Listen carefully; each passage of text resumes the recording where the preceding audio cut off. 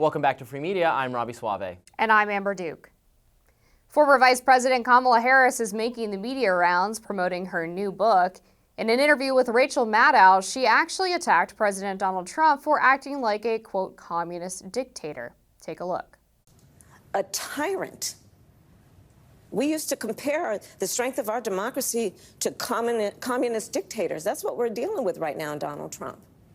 And these titans of industry are not speaking up.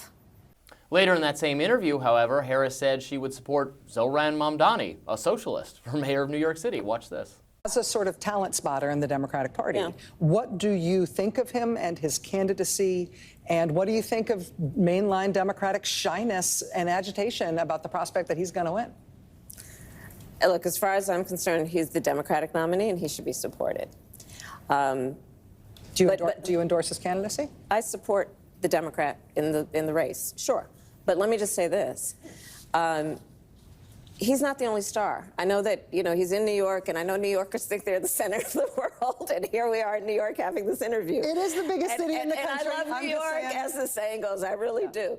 But, there are people like Barbara Drummond in Mobile, Alabama, Helena Moreno in New Orleans. They're all running for mayor, too, and they are stars. So I hope that we don't so over-index on New York City that we lose sight of the stars throughout our country who are right now running for mayor and many other offices, governor, and so on. So that's where I am. We got a big tent, and we got a lot of stars. Who? That response was so characteristic of Kamala in that it took forever. She started kind of laughing about an observation that wasn't really very funny. New York's not the center of the world. Okay, right, it's not, correct? It was also mealy-mouthed in that she did not say, I endorse Zohran. She said, well, I support him, sure.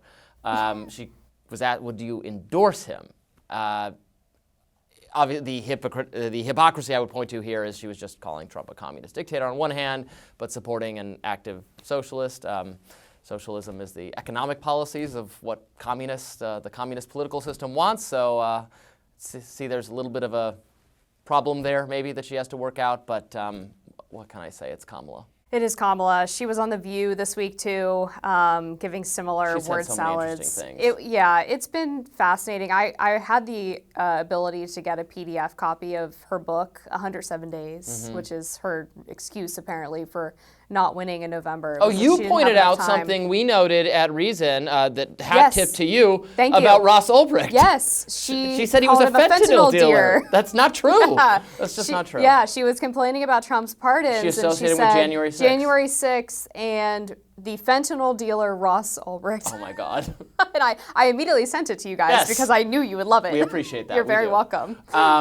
Yeah, she said a lot of interesting and kind of stupid things lately. She said she wouldn't have picked, she wanted to pick Pete Buttigieg or something, but wouldn't pick him because he's gay, and gay and black woman is too much for the country to take. But then on The View, Robby, she said when they asked her about if there was going to be a female president in our lifetime, she said, well, sure, because, I think that the American people ultimately just want to pick the best person for the job. Right. And it's like, well, you can't But believe she didn't that. Want to do that. Yeah, you can't believe that and then also believe that they would not vote for Pete Buttigieg because he's gay at the same time. Those are mutually exclusive views. And we had the problem where she was obviously not picked solely because she was the best person for the job. She was picked because they were doing identity-based criteria, as they said, as they were forced to. Yes, Biden was forced to say that I must pick for this reason.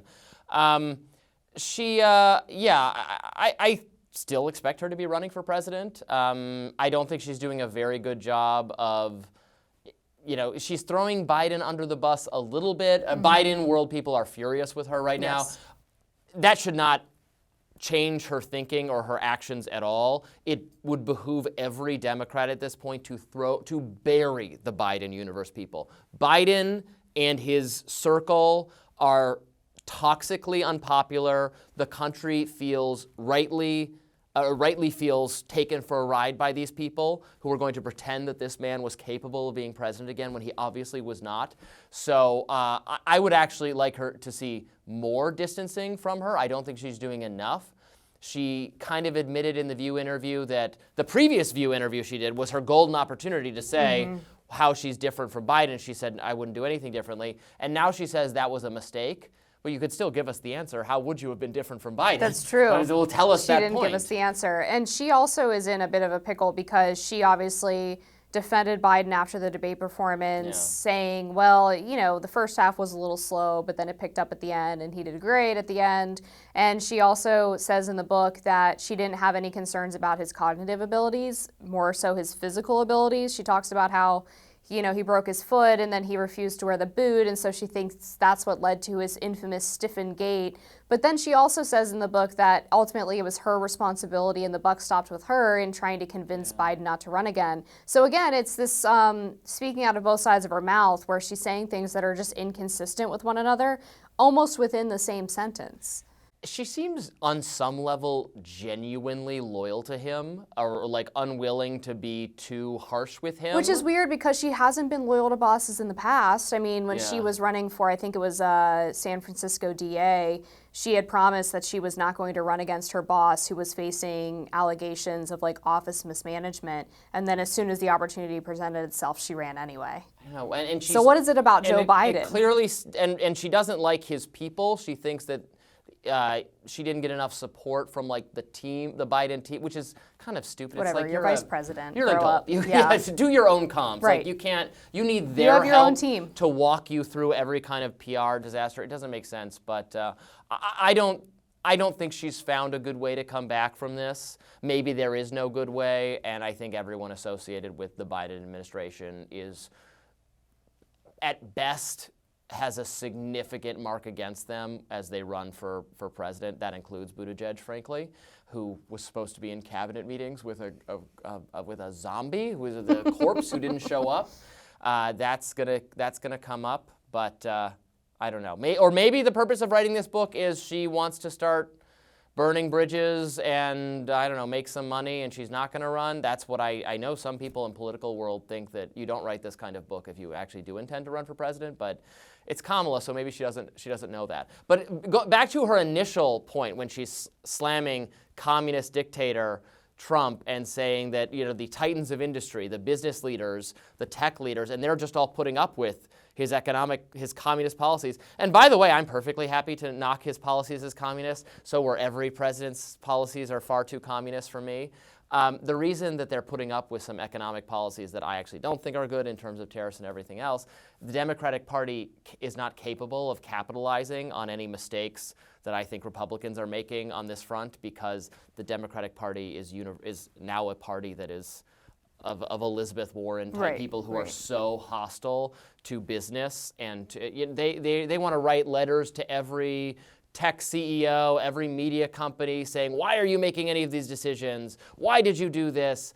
However misguided I think some of the MAGA populism economic stuff is, the Democrats aren't offering anything better that are going to compete. In fact, they were actively investigating and pushing for censorship from these big tech companies and trying to tell them how to run their business. I think Elizabeth Warren said something today about how she wants to investigate Sinclair and Nexstar over not putting Kamala. I'm glad you brought this up. No, I'm glad you brought this up because. And again, I don't like what the FCC said at all, but Democrats are going to do the other thing. They immediately put their foot in their way. mouth because that awful California lawmaker Scott Weiner, also in the aftermath of the FCC's pressure campaign, said that he wanted to break up Sinclair and Nexstar. Right. So you're advocating for free speech against the FCC, but not for free speech of the private companies who said that they didn't want to air Kimmel's show. Like, it's just completely inane. It's gonna create an environment that I think is certainly not ideal, where again Republicans, business leaders are all lining up behind Trump and Republicans because they tried to play ball with Democrats in the 2015 to 2022 period. You know, the period of time where Trump is the face of the Republican Party, the kind of language he uses, the politics he represents, they really don't like. They tried to be more active in Democratic politics. You know, Zuckerberg did. Elon was driven from the left to the right.